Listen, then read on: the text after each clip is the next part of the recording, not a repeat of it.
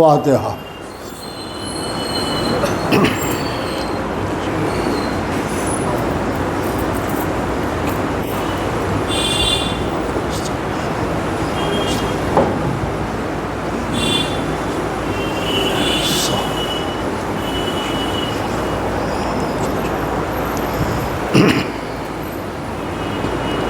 اعوذ باللہ من الشیطان اللعین الرجیم، بسم اللہ الرحمن الرحیم، والحمد للہ رب العالمین، والصلاۃ والسلام علی اشرف الانبیاء والمرسلین، خاتم النبیین، سید الوصیین، محب الغرباء والفقراء والمساکین، رحمۃ للعالمین، رسول الثقلین، امام الحرمین، صاحب قاب قوسین، محبوب رب المشرقین والمغربین، جد الحسن والحسین، مولانا و مولا الثقلین، ابی القاسم محمد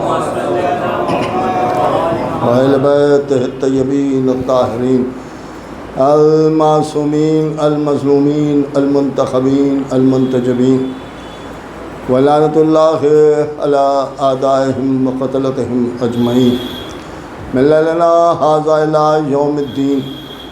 اما بعد فقد قال رسول اللہ صلی اللہ علیہ وآلہ وسلم، ان الحسین مصباح الہدی وسفینۃ النجاہ، صلوات محمد۔ بات ہی مختصر سی، اور جناب ختم مرتبت کی یہ حدیث کہ جسے اپنا سرنامہ سخن قرار دیا، بہت ہی مشہور اور معروف حدیث ہے، اور اس میں جناب ختم مرتبت نے امام حسین علیہ السلام کی شان بیان فرمائی، اور اس انداز سے ارشاد فرمایا کہ حسین ہدایت کا چراغ ہیں اور سفینہ نجات۔ اس کا مطلب یہ ہے کہ نبی نے ان کے لیے دو چیزیں بیان فرمائی کہ ہدایت کا چراغ ہے۔ اس کا مقصد ہی یہ ہے کہ اگر ہدایت حاصل کرنا ہے تو حسین کے قدموں سے وابستہ ہونا پڑے گا، اور حسین کرنے سے ہی ہدایت حاصل ہوگی۔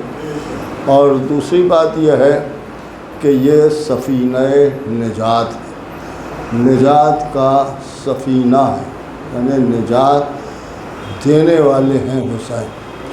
دیکھیے، نجات کا سفینہ اگر آپ کو غور کرنا ہے اور دیکھنا ہے کہ کہاں ہے اور کس طرح ہے، تو قرآن مجید میں خداوند عالم نے سفینہ نجات کا تذکرہ کیا ہے تو جناب نوح کے ساتھ کیا ہے، یعنی نوح وہ ہیں جنہی نے جو سفینہ بنایا، اس سفینہ کو سفینہ نجات کہا گیا ہے۔ نجات نوح نے دلائی ہے، مگر سفینہ کو ذریعہ بنا کے دلائی۔ ایک بات یہ بھی آپ سمجھ لیں کہ آج ہماری قوم یا ہماری ملت یا ہمارا فرقہ زمانے میں رونے والا مشہور ہے، اور یہ کہا جاتا ہے کہ یہ گریہ کرتے ہیں یا آنسو بہاتے ہیں یا روتے ہیں، اور رونے سے کیا ہوگا اور گریہ کرنے سے کیا ہوگا، اور اس کے بعد وہ یہ کہتے ہیں کہ صاحب رونے والے کو نجات نہیں ملے گی۔ لیکن قرآن اگر آپ پڑھیں تو نجات کا ذکر قرآن نے نوح کے ساتھ کیا ہے، اور نوح کے معنی ہیں رونے والا، گریہ کرنے والا۔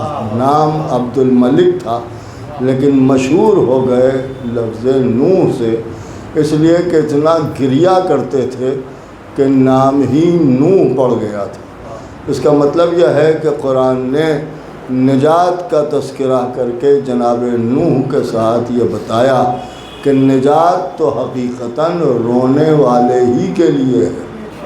دیکھیے، رونے والے کے لیے ہے، لیکن ایک بات یہ بھی میں آپ کے سامنے عرض کر دوں کہ خالی نوح کے لیے نجات کا اعلان نہیں ہے، بلکہ نوح جو سفینہ لے کے چل رہے ہیں اسی کو سفینہ نجات کہا گیا ہے، یعنی جو سفینے میں آ گیا وہ نجات پا گیا۔ سفینہ کس کا ہے؟ نوح کا، نوح کی آواز پر لبیک کہا تو نجات مل گئی، یعنی نوح کے ساتھ آ گئے تو نجات مل گئی۔ ایک بات یہ بھی سمجھ میں آ گئی کہ قرآن ہمیں بتا رہا ہے خالی رونے والے کو نجات نہیں ملے گی، بلکہ جو رونے والے کے ساتھ آ جائے گا اسے بھی نجات مل جائے گی۔ ایک صلوات پڑھیں محمد والے، ایک اور صلوات بھیجتے ہیں محمد۔ تو اب ظاہر سی بات ہے کہ نوح کے ساتھ نجات کا تذکرہ کیا، اور جب امت نے نوح کو ستایا، پریشان کیا، تو پھر جناب نوح نے سفینہ بنایا۔ اور جب سفینہ بن رہا تھا تو لوگ دیکھ رہے تھے اور نکلے آ رہے تھے، لیکن نوح اور نوح کے ساتھی سفینہ بنائے جا رہے تھے، لیکن باقی سب اعتراض کرتے جا رہے تھے، ارے بھائی یہ تو سفینہ بنا رہے ہیں، ارے یہ کشتی بنا رہے ہیں، اور اتنی بڑی کشتی یہ چلے گی کہاں؟ دیکھیے چلے گی کہاں؟ خشکی میں سفینہ بنایا جا رہا ہے۔ ارے سفینہ تو پانی میں بنتا ہے، یہاں پانی کا دور دور تصور نہیں ہے، خشکی میں سفینہ بنایا جا رہا ہے۔ دیکھیے خشکی میں سفینہ بنایا جا رہا ہے۔ لوگ اعتراض کرتے رہے، نوح اور نوح کے ساتھی سفینہ بناتے رہے، یعنی ان کے اعتراض کے اوپر انہوں نے ان سے کچھ بھی نہ کہا، نہ کوئی شک و شبہ پیدا ہوا، بلکہ سفینہ بن رہا تھا تو بنتا رہا۔ زمانہ یہی کہہ رہا تھا کہ صاحب نوح کی کشتی بن رہی ہے، یہ سفینہ بن رہا ہے، سفینہ پانی میں چلتا ہے، یہ خشکی میں سفینے کا کیا کام ہے، خشکی میں سفینے کا کیا کام ہے۔ لیکن آپ نے غور کیا، نوح اور نوح کے ساتھی سفینہ بناتے رہے۔ میں نے پوچھا ایسا کیوں ہوا، ان پر کیوں نہیں اثر ہوا؟ کہ اس لیے کہ انہیں یہ معلوم تھا کہ طوفان آنے والا ہے۔ دیکھیے انہیں یہ معلوم تھا کہ طوفان آنے والا ہے۔ ایسا ہی اعتراض آج کے دور میں ہم پر بھی ہوتا ہے۔ جیسے شب عاشور آپ شمع اگر بتی لے کے نکلتے ہیں، اس عزا خانے میں جا کے شمع روشن کی، اس عزا خانے میں جا کے شمع روشن کی، وہاں جا کے شمع روشن کی، ادھر آ گئے تو ادھر شمع روشن کی، حالانکہ مخالفت بھی ہونے لگی ہے۔ ایسے حالات بہرحال جا رہے ہیں کہ اب شمع روشن کرنے کی جگہ ہی نہ رہے۔ یہ بھی دیکھیے مخالفت کا ایک انداز ہوتا ہے۔ ایک صلوات پڑھیں محمد والے اور کر رہے ہیں، یعنی اس پر ایک اس کا انتظام ہونا چاہیے کہ اگر مومنین شمع جلانے کے لیے آئیں تو کہاں جلائیں، لیکن حالات ایسے بنا دیے گئے ہیں کہ ان کا صاحب یہاں نہ جلائیے گا یہاں گڑبڑ ہو جائے گی، وہاں نہ جلائیے گا وہاں گڑبڑ ہو جائے گی۔ یہ بھی حقیقتاً ایک طرح سے مخالفت ہی ہے عزائے حسین کی۔ لیکن یہ کہ آپ کبھی غور کریں کہ ان کا صاحب شمع کیوں جلائی جا رہی ہے؟ ارے بھائی جب روشنی ہو رہی ہے تو پھر شمع کیوں جلائی جا رہی ہے؟ یہی تو وہاں بھی کہہ رہے تھے کہ جب خشکی ہے تو سفینہ کیوں بنایا جا رہا ہے؟ بھائی جب خشکی ہے تو سفینہ کیوں بنایا جا رہا ہے؟ جواب یہ آتا ہے کہ سفینہ اس لیے بنایا جا رہا تھا کہ نوح اور نوح والے جانتے تھے کہ طوفان آنے والا ہے۔ یہی معاملہ یہاں بھی ہے۔ ہم شمع اسی لیے روشن کرتے ہیں کہ ہم جانتے ہیں کہ قبر میں اندھیرا ہونے والا ہے۔ ایک صلوات پڑھیں محمد والے محمد، ایک اور صلوات بھیجتے ہیں محمد۔ تو اب بہرحال یہ کہ سفینہ بن رہا ہے، دیکھیں سفینہ بن رہا ہے، سفینہ تیار ہو رہا۔ جب کوئی پوچھتا ہے تو نوح کہتے ہیں کہ اسی میں نجات ملے گی، دیکھیے اسی میں نجات ملے گی۔ دھیرے دھیرے وقت آیا، اور جب دھیرے دھیرے وقت آیا تو ہر طرف سے پانی نکلنا شروع ہوا۔ زمین سے بھی پانی تھا اور آسمان سے بھی پانی تھا، کیونکہ آسمان سے بھی پانی برس رہا تھا اور زمین سے بھی پانی نکل رہا تھا۔ جیسے جیسے پانی بڑھتا جاتا تھا سفینہ بلند ہوتا جاتا تھا، دیکھیے بلند ہوتا جاتا۔ جناب نوح نے اپنے ساتھیوں سے کہا کہ اس سفینے میں آ جاؤ، آج جو اس سفینے میں آ جائے گا وہ نجات پا جائے گا، آج جو اس سفینے میں آئے گا وہ نجات پا جائے گا۔ نوح اور نوح کے ساتھی سفینے میں آ کے بیٹھ گئے، پانی بڑھتا گیا، سفینہ بلند ہوتا گیا۔ ناگاہ نوح نے دیکھا کہ نوح کا بیٹا ہے کہ جو باہر کھڑا ہوا ہے، آواز دی۔ جب آواز دی تو اس نے کہا یہ پہاڑ مجھے بچا لے گا، دیکھیے پہاڑ مجھے بچا لے گا۔ نوح نے کہا کہ آج کوئی تجھے نہیں بچا پائے گا سوائے اس سفینے کے، اگر بچنا ہے تو اس سفینے میں آ جا، نجات مل جائے گی۔ لیکن نوح کے بیٹے نے نوح کو چھوڑ دیا اور پہاڑ پر چڑھ گیا، اور جب پہاڑ پر چڑھ گیا تو آپ نے غور کیا کہ وہ یہ سمجھ رہا تھا کہ یہ تو پہاڑ ہے، تو پہاڑ ہمیں بچا لے گا۔ جیسے آج لوگ غلط کام کر کر کے ایسے لوگوں کے پاس پہنچ جاتے ہیں جنہیں وہ پہاڑ سمجھتے ہیں۔ ایک صلوات وہ ہے محمد والے آواز بلند صلوات بھیجیں۔ دیکھیے، مجمع کی کثرت یا قلت کا اثر مجلس پر نہیں ہونا چاہیے۔ کیوں جگہ نہیں ہونا چاہیے؟ اس لیے نہیں ہونا چاہیے کہ ہمیں زیادہ کی ضرورت نہیں ہے، 5 ہوں مگر ایسے ہوں کہ مباہلہ جیت لیا جائے۔ ایک صلوات وہ ہے محمد تو ایک اور صلوات بھیجتے ہیں۔ اب ظاہر سی بات ہے، جہاں تک کثرت کا مسئلہ ہے کہ ان کا صاحب اتنے تھے اتنے تھے اتنے تھے، تو معاف کیجیے گا، صفین میں بھی دونوں طرف کا مجمع تھا، ادھر کا بھی تھا ادھر بھی تھا۔ ظاہر سی بات ہے سبھی آ گئے تھے حضرت علی کے ساتھ، نتیجہ کیا ہوا یہ بھی تاریخ نے بتا دیا۔ ایک صلوات وہ ہے محمد اس لیے کہ ہمیں مجلسوں میں بھیڑ نہیں چاہیے ہے، مجمع چاہیے۔ ایک صلوات وہ ہے تو اب ظاہر سی بات ہے سفینہ بلند ہوتا گیا، یہ پہاڑ پر چڑھ گیا، اور جب پہاڑ پر چڑھ گیا تو پہاڑ بھی ڈوبا اور یہ بھی ڈوبا، اور نوح کا سفینہ بلند ہوتا گیا، اور جتنے سفینے میں آ گئے سب نجات پا گئے، سب نجات پا گئے۔ یہ بھی آپ نے کبھی غور کیا کہ ایسا کیوں ہوا؟ کہ ایسا اس لیے ہوا کہ اللہ نے نجات کو سفینے سے وابستہ کر دیا تھا۔ دیکھیے، سفینے سے وابستہ کر دیا تھا۔ آج نجات اعمال پر نہیں مل رہی تھی، نہیں غور کر رہے آپ، اعمال پر نجات نہیں مل رہی تھی، نبیوں کے ساتھ رہنے پر نجات نہیں مل رہی تھی، بلکہ سفینے میں آ کے بیٹھ جانے پر نجات تھی، سفینے میں آ کے بیٹھ جانے پر نجات تھی۔ اب ایک چھوٹا سا سوال ہے، بھئی ٹھیک ہے جتنے لوگ سفینے میں آ گئے تھے ان سب کو نجات دینا تھی، دے دی، ٹھیک ہے، لیکن نوح تو نوح ہیں، بھئی نوح تو اللہ کے نبی ہیں، کہا اللہ کے نبی ہیں، یہ کہاں تھے؟ تو ان کا صاحب یہ بھی سفینے میں تھے، تو یہ بھی سفینے میں تھے، کہا یہ بھی سفینے میں تھے۔ تو ایسا بھی تو ممکن تھا کہ نوح سفینے کے باہر رہتے اور امت سفینے میں رہتی، نوح آگے آگے سفینے کو کھینچتے ہوئے چلتے، یا پیچھے سے سفینے کو دھکا دیتے ہوئے چلتے، یا سائیڈ سے ہاتھ رکھے ہوئے چلتے۔ ان کا صاحب پانی تھا کیسے چل سکتے تھے؟ جیسے موسیٰ پانی پر چلے ویسے نوح کو اللہ نہیں چلا سکتا تھا۔ ایک صلوات وہ ہے محمد، ایسا بھی تو ہو سکتا تھا، لیکن نوح سے کہا گیا آپ بھی کشتی میں آ جائیں، آپ بھی کشتی میں آ جائیں۔ نوح کشتی کے باہر نہیں بلکہ کشتی میں۔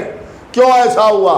کہ ایسا اس لیے ہوا کہ اللہ نے آج کھل کے اعلان کر دیا تھا کہ نجات سفینے والوں کو ملے گی۔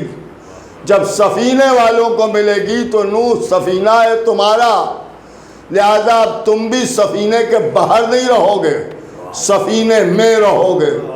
دیکھیے، سفینے میں رہو گے، اس لیے کہ جو سفینے سے باہر ہو گیا وہ تم سے بھی باہر ہو گیا، لہذا جو سفینے میں آ گیا وہی تمہارا ساتھی ہے۔ نجات سفینے سے باہر ہے، سفینے سے ہٹ کے نجات نہیں ہے، لہذا اب تم بھی سفینے میں رہو۔ اب رسول اللہ نے فرمایا میرے اہل بیت کی مثال سفینہ نوح جیسی ہے۔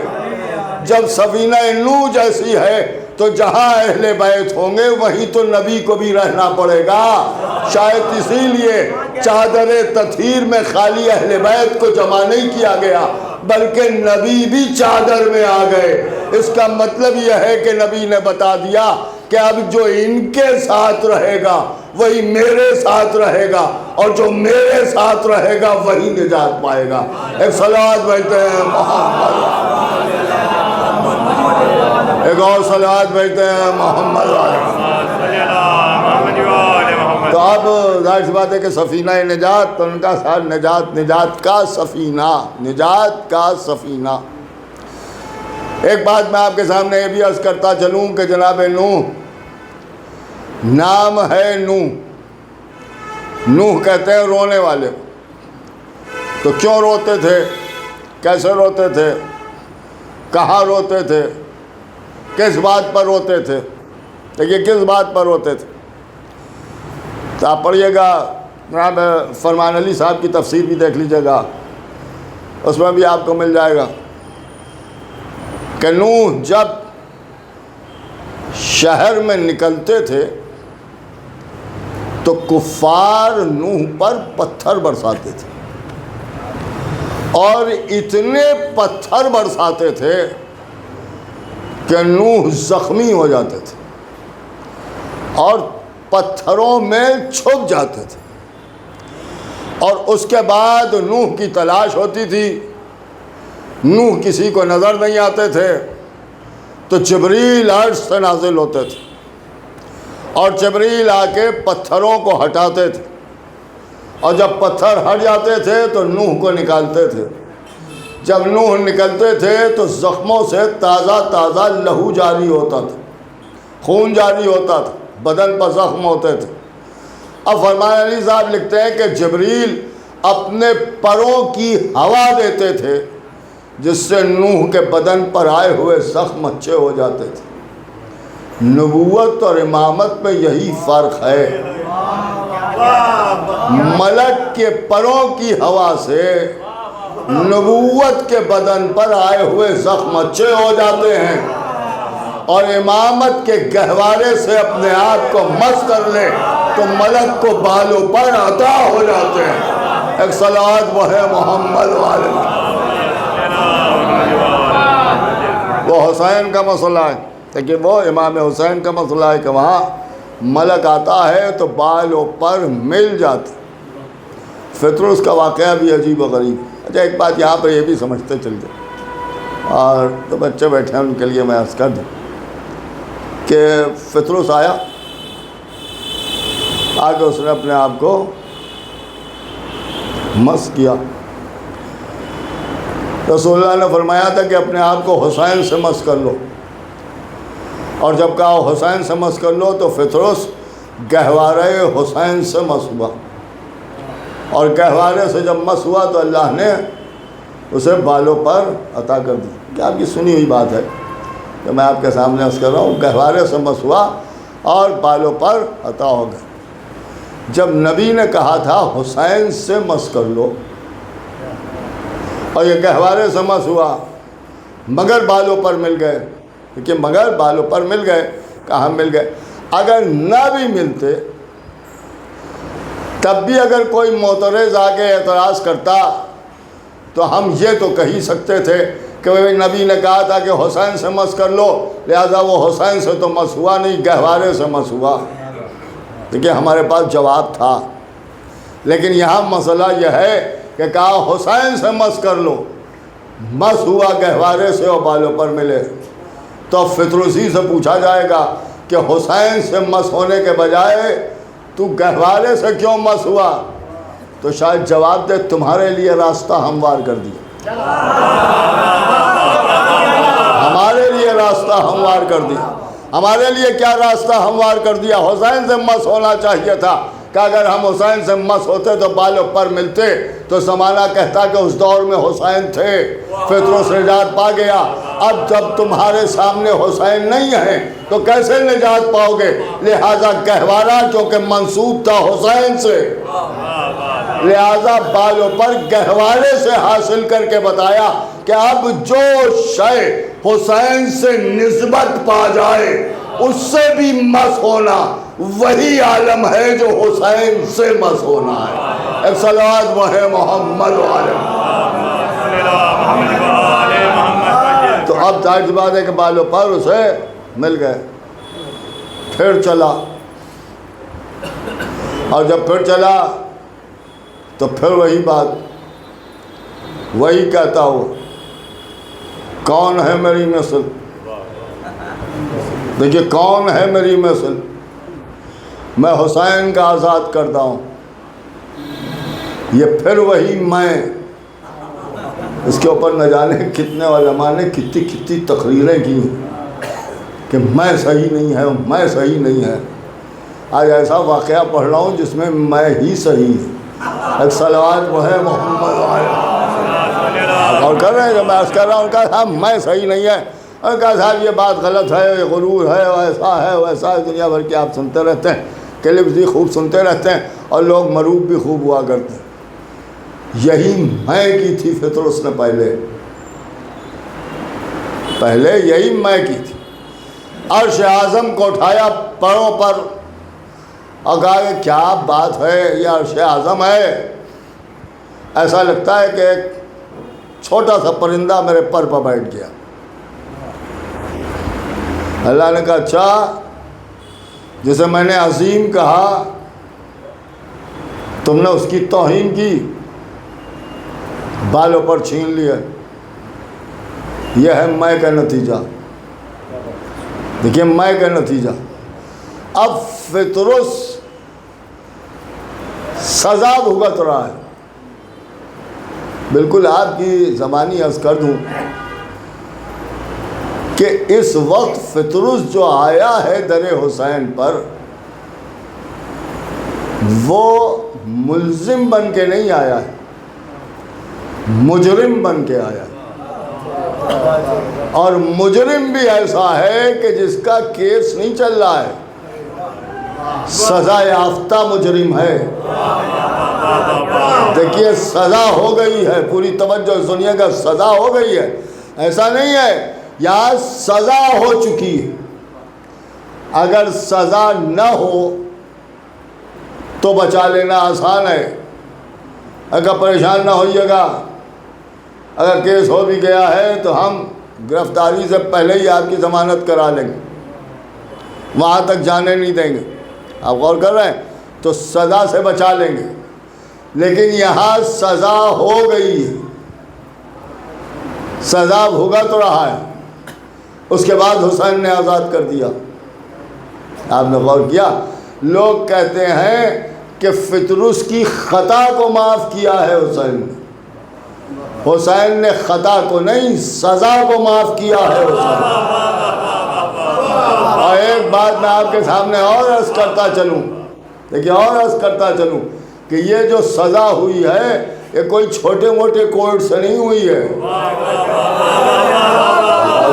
کوئی چھوٹی موٹی جگہ سے سزا نہیں ہوئی ہے، سزا دی ہے اللہ نے، معاف کیا ہے حسین نے۔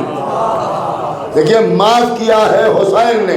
اگر اللہ نے اپنی دی ہوئی سزا کو معاف کرنے کا اختیار حسین کو نہ دے دیا ہوتا تو حسین کیسے معاف کر دیتا؟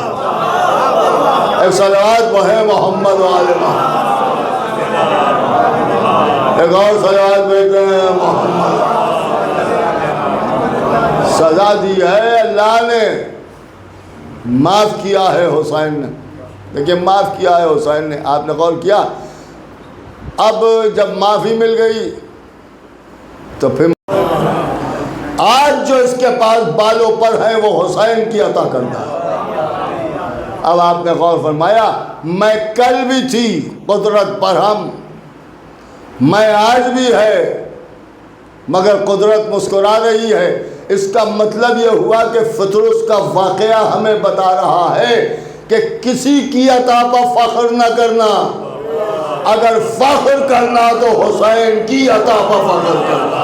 ایک صلوات محمد والے، ایک اور صلوات بھیجتے ہیں محمد والے، حسین کی عطا پر فخر کرنا۔ بس آخری بات عرض کر دوں آپ کے ساتھ۔ اب جب یہ سب باتیں ہم کرتے ہیں تو لوگ تڑپ تڑپ کے مچل کے ہم سے کہتے ہیں کہ ارے امام حسین کیسے نجات دلا دیں گے، امام حسین کیسے نجات دلا دیں گے۔ آپ نے اپنے آپ کو دیکھا ہے کتنے گناہ کرتے ہیں، یہ نہیں کرتے وہ نہیں کرتے، حسین کیسے معاف کرا دیں گے، حسین کیسے نجات دلا دیں گے، حسین کیسے نجات دلا دیں گے۔ ہم نے کب کہا کہ حسین نجات دلا دیں گے؟ ہم نے کب کہا ہے کہ حسین نجات دلا دیں گے؟ ہم نے تو نہیں کہا کہ حسین نجات دلا دیں گے، ہمارا یہ دعویٰ ہی نہیں ہے کہ حسین نجات دلا دیں گے۔ انہوں نے کہا اچھا آپ نہیں جانتے کہ حسین نجات دلائیں گے، حسین نہیں نجات دلائیں گے؟ نہ، حسین نہیں نجات دلائیں گے۔ تو ان کا اس کے بعد بھی حسین حسین۔ دیکھیے ایک بات تو یہ سمجھ لیجئے کہ ہم نجات کے چکر میں حسین حسین نہیں کرتے۔ الصلاۃ پڑھیں محمد کر رہے ہیں بات، اس لیے کہ ہم جانتے ہیں کہ ہم ایسے ہیں کہ اگر ہمیں سزا ہو جائے تو یہی اللہ کا عدل ہے، اور اگر وہ ہمارے گناہوں کو معاف کر دے تو یہ اس کا رحم ہے، کرم ہے۔ اب رہ گئی نجات کی بات، تو حسین نجات دلا دیں گے، حسین نجات دلا دیں گے۔ حسین نجات دلانے والے کو نہیں کہتے ہیں، حسین نجات دینے والے کو کہتے ہیں۔ دلائیں گے تو کسی اور سے، آپ غور کر رہے ہیں، حسین کس سے نجات دلائیں گے؟ حسین نجات دلانے والے کو نہیں کہا جاتا ہے، حسین نجات دینے والے کو کہا جاتا ہے۔ حسین کو خود کہا گیا ہے سفینہ نجات، تو سفینہ نجات جو ہے، سفینہ جو ہے، اس نے نجات دلائی نہیں ہے، نجات دی ہے۔ نبی نے سفینے کے ذریعے سے نجات دلائی ہے، لیکن سفینے نے خود نجات دی ہے۔ اب جو لوگ کہتے ہیں رسول نجات دلائیں گے، رسول نجات دلائیں گے، تو رسول تو نجات دلائیں گے مگر حسین کے ذریعے، کیونکہ حسین ہی ہے سفینہ نجات۔ حسین خود نجات دینے والے، خود نجات دینے والے۔ حسین کسی کو معاف کرائیں گے نہیں، معاف کریں گے۔ اور میں ایسی ہی باتیں کرتا ہوں، پورے چیلنج سے کہہ رہا ہوں، غلط ثابت کر دی کہ مذہب بدل دوں۔ اس ذرا سی بات ہوئی اور کسی نے توہین امامت کر دی یا توہین اہل بیت کر دی، تب ظاہر سی بات ہے اس کو مار پیٹ تو ہم سکتے نہیں ہیں۔ آپ غور کر رہے ہیں، سب ہماری مجبوریاں ہیں، تعلقات ہیں، بات چیت ہے، گھر میں آنا جانا ہے، سلام دعا قائم رکھنا ہے، لہذا اب ہم کچھ تو کر نہیں سکتے ہیں، لہذا اب ہم اسے رائے دیتے ہیں معافی مانگ لو، معافی مانگ لو، معافی مانگ لو۔ ہوتا ہے نہیں ہوتا؟ اگر معافی مانگ لیں تو ٹھیک ہے، چلیے مانگ لی اس نے معافی، آپ یہ بتائیے معاف کون کرے گا؟ کون معاف کرے گا؟ کون معاف کرے گا؟ آپ غور کریں کہ ایک گستاخ اہل بیت کو معاف کرنے کا حق علی متقی کو ہے، جلال بھائی کو ہے، نیاز صاحب کو ہے، کسی کو ہے؟ اتنے بڑے مجمع میں کوئی ہے ایسا جو کہے کہ یہ حق ہم کو ملا ہے کہ اہل بیت کے گستاخ کو ہم معاف کر سکتے ہیں؟ ہے کوئی؟ تو انہوں نے کہا صاحب نہیں، تو بھی کیا کہا کرتے ہیں کہ معافی مانگ لے، معافی مانگ لے، معافی مانگ لے۔ کبھی آپ نے اس پر بھی غور کیا ہے؟ میرا اگر کوئی گناہگار ہے تو اسے آپ نہیں معاف کر سکتے۔ ایک مومن کے گناہگار کو دوسرا مومن نہیں معاف کر سکتا، جس کا گناہگار ہے وہی معاف کرے۔ تو بھیا مومن کے گناہگار کو تو آپ معاف نہیں کر سکتے، امیر المومنین کے گناہگار کو آپ کیسے معاف کر دیں گے؟ آپ غور کر رہے ہیں؟ تو ہمیں معاف کرنے کا تو حق ہی نہیں ہے، دیکھیے ہے ہی نہیں۔ آپ کہنے کا صاحب ہم معاف کر دیں، ہم معاف کر دیں، کہاں معاف کر سکتے ہیں؟ اس لیے کہ ہمیں یہ حق ہی نہیں ہے۔ ہاں لعنت کرنے کا حق ضرور ہے، لہذا اگر سن لیں گے کہ کوئی گستاخ اہل بیت ہے تو معاف تو نہیں کریں گے، لعنت کرتے رہیں گے۔ اور جو لوگ یہ کہتے ہیں چھوڑیے اب کہنے سے کیا فائدہ، اس نے تو معافی مانگ لی تھی، معافی مانگ لی تھی۔ ایک بات سمجھ لیجئے، معافی تو مانگ لی، توبہ تو کر لی، سب کر لیا، لیکن یہ کہ ہمیں یہ بھی تو پتہ چلے کہ انہوں نے معاف بھی کر دیا تو جب تک نہیں پتہ چلے گا کہ انہیں معاف کر دیا تب تک تو لعنت کرتے رہیں گے۔ ایک صلوات پڑھیں محمد والے محمد، ایک اور صلوات بھیجیں محمد والے محمد۔ کہ معافی کا کوئی مسئلہ نہیں ہے، اب یہ کہ یہ ایک عجیب و غریب بات ہے کہ آل محمد کے گناہگار کو پورے چیلنج سے عرض کر رہا ہوں، کوئی ایسا نام لیجئے کہ کسی نے معاف کر دیا ہو، ایک نام بتائیے، مذہب بدل دوں گا۔ لیکن ہم نے یہ دیکھا کہ اللہ نے جسے سزا دی حسین نے اسے معاف کر دیا۔ ایک نام آپ ہمیں بتا دیجئے کہ وہ حسین کا دشمن تھا، اللہ نے اسے معاف کر دیا۔ ایک صلوات پڑھتے ہیں محمد والے، ایک نام بتا دیجئے، پورے چیلنج سے آپ کے سامنے عرض کر رہا ہوں کہ ایک نام مجھے بتا دیجئے کہ صاحب امام حسین نے اسے معاف کر دیا یا اللہ نے اسے معاف کر دیا جو حسین کا دشمن تھا۔ اس کا مطلب یہ ہے کہ ان کے دشمن کو کوئی معاف نہیں کر سکتے جب تک یہ نہ معاف کریں۔ دلیل بھی میں آپ کے سامنے پیش کر دوں۔ جب حر کو اپنی خطا کا احساس ہو گیا، دیکھیے حر کو خطا کا احساس ہو گیا تو تھا تو یزید کے لشکر میں، وہ وہیں تو تھا جہاں کہا جاتا تھا بس اللہ بس اللہ بس اللہ۔ نہیں غور کر رہے ہیں، آج بھی کچھ لوگ ہیں جن کی سمجھ میں صرف اللہ ہی آتا ہے۔ ایک صلوات پڑھیں محمد والے۔ تو تھا تو اسی لشکر میں، تو ان کہا صاحب اسی لشکر میں تھا، تو جب خطا کا احساس ہو گیا تھا تو قرآن کھول کے بیٹھ گیا۔ اور نے خانہ کعبہ کی طرف دوڑ لگا دی کہ اللہ کا گھر ہے یہ ہمیں بچا لے گا، مصلی بچھا کے بیٹھ گیا، سر سجدے میں رکھ دیا، استغفار کرنے لگا، اے پروردگار ہمیں معاف کر دے، بڑی غلطی ہوئی بڑی غلطی ہوئی بڑی غلطی ہوئی، معافی مانگی۔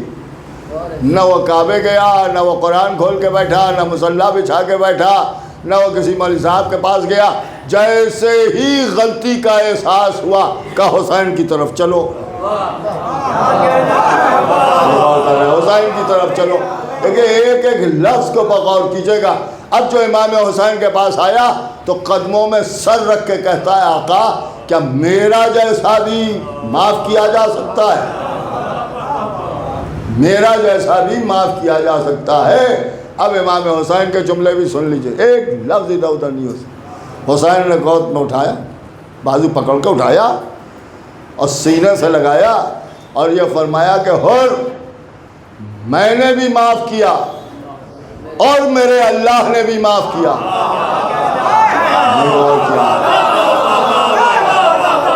یہ نہیں کہا کہ اللہ نے معاف کیا اس لیے میں نے معاف کیا، میں نے معاف کیا اور اللہ نے معاف کیا۔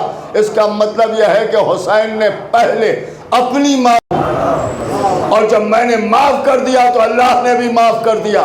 حسین نے بتا دیا کہ اگر کوئی میرا دشمن آ جائے تو سوائے میرے اور کوئی اسے معاف کرنے والا نہیں ہے۔ جب تک میں نہ معاف کر دوں اللہ بھی اسے معاف کرنے پر تیار نہیں ہے۔ تو اگر غلطی ہے تو حسین سے معافی مانگو، امام حسین معاف کر دیں گے تبھی اللہ معاف کرے گا، اور جب تک یہ نہ معاف کریں اس وقت تک اللہ بھی معاف نہیں کر سکتے۔ اس لیے کہ حسین پر بڑے ظلم ہوئے، بڑے ستم ہوئے۔ حسین آج بھی بڑے مظلوم، آج بھی بڑے مظلوم، کیا کیا ظلم ہے امام حسین پر۔ آپ کبھی غور کریں کہ کل حسین برداشت نہیں ہو رہے تھے، آج نام حسین برداشت نہیں ہو رہا۔ زہرا کا لال کربلا میں رلا رلا کے مارا گیا۔ بس حسینوں ایک دوپہر میں گھر لوٹا، آج 11ویں محرم ہے. آج ہی کی وہ تاریخ ہے کہ جس تاریخ میں کربلا سے یہ قافلہ چلا. جب قافلہ جا رہا ہے تو پہلے آواز دی گئی کہ ذرا رسن باندھی جائے، مشکیں باندھی جائیں، بازوؤں میں رسن باندھو. جناب سید سجاد اٹھے اور اٹھ کے فرماتے ہیں ٹھہرو، رسیاں میرے حوالے کرو، ہم خود ایک ایک بی بی کے بازوؤں میں باندھ دیں گے. سید سجاد رسیاں لیے ہوئے کھڑے. مجھے دیکھیے پوری روایت نہیں ہے اس کا، لیکن آپ تصور کیجئے تو خدا کی قسم آنکھ میں آنسو رکے گا نہیں. 3 برس کی سکینہ سامنے کھڑی ہے. بھیا میرے ہاتھوں میں بھی تو رسن بن رہا ہے. خدا کی قسم تصور کر لیں تو کلیجہ پھٹ جائے. سید سجاد پر کیا گزر گئی ہوگی یہ تو بیان ہی نہیں ہو سکتا. پھر آواز دی گئی ناخے منگائے جائیں. ناخے لائے گئے. سیدانیوں کو سوار کرنے کی بات آئی تو زینب نے آواز دی خبردار کوئی ادھر نہ آئے، ہم خود ایک دوسرے کو سوار کریں گے. ساری فوج پیچھے ہٹ گئی. علی کی بیٹی کا حکم تھا، پیچھے تو ہٹنا ہی پڑا، مجبوری تھی کہ ایسا نہ ہو کہ زینب آسمان کی طرف دیکھ لیں اور عذاب نازل ہو جائے. جب سب ہٹ گئے تو زینب نے آواز دی کہ اماں فضا ذرا ناقہ لے کے آئیں. فضا گئی، ایک ناقہ لے کے آئیں، ناقے کو بٹھایا. زینب نے آواز دی بی بی لیلا آؤ سوار ہو جاؤ. جناب لیلا سوار ہو گئیں. دوسرا ناقہ آیا، ام کلثوم تم سوار ہو جاؤ. بی بی ام کلثوم کو سوار کر دیا. پھر ناقہ آیا، جناب رباب کو سوار کر دیا. ایک ایک بی بی کو سوار کرتی رہی زینب. اب 2 ناقے رہ گئے، 2 بیویاں رہ گئیں. ایک زینب رہ گئی، ایک فضا رہ گئی. پھر ناقہ فضا لے کے آئیں. فضا ناقے کے پہلو میں آ کے بیٹھ گئیں اور آواز دی شہزادی بسم اللہ. شہزادی زینب نے غور سے فضا کو دیکھا اور اس کے بعد فرمایا کہ فضا تم نے سوچا بھی کیسے کہ جب سب کو ہم سوار کریں گے تو تمہیں ہم نہیں سوار کریں گے. کہا اب شہزادی ہیں، ہم کنیز ہیں. شہزادیاں کنیزوں کو سوار نہیں کرتی. عجیب جملہ کہا.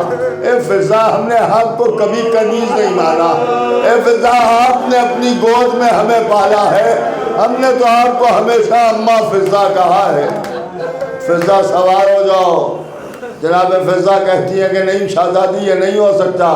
کہ فضا یہ زینب کہہ رہی ہے. میں اتنا کہنا تھا فضا خود سے چلتا ہوا آیا. شہزادی زینب کے سامنے